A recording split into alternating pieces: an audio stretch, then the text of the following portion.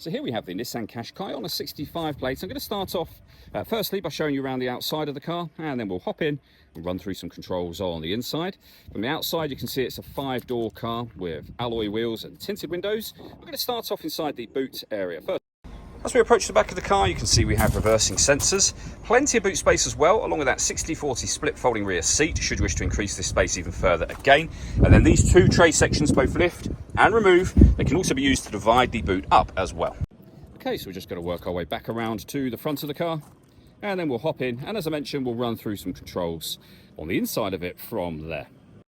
Just briefly before we climb in, I think it's well worth seeing the interior from this exterior point of view. There's plenty to run through on the dashboard, so let's hop in and we'll do that right now.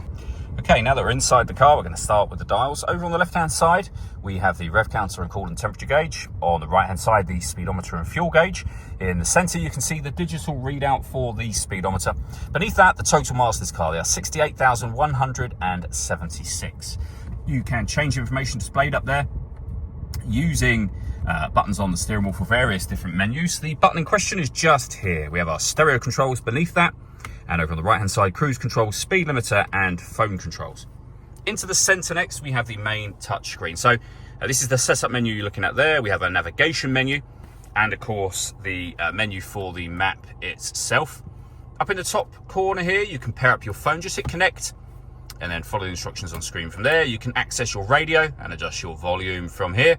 You can access your CD player if you have a CD player in there, and your auxiliary input as well. If we pop the car into reverse, you'll see the 360 parking camera. So reversing camera, bird's eye view image of the car just there. And it goes a couple of steps beyond that, front facing camera and the bird's eye view, or a front facing camera and the front passenger side wheel. Working our way down, we then have the dual zone climate control. You can adjust the passenger temperature, driver temperature. You can increase and decrease the fan speed. You can determine what direction you'd like the air distributed in. When you're happy with those settings, that's your air conditioning on. Same button will turn that off again, or hit auto. The car will then take full control for you to maintain the temperatures that you've asked for.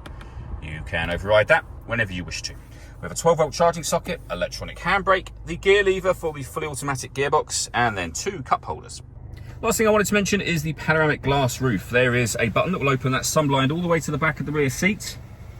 And as you'll see, that lets in a huge amount of extra light to this cabin area. All that leaves me to say is thank you for taking the time to watch this video. If you'd like to come and see the car for you, feel free to give us a call here. Sorry.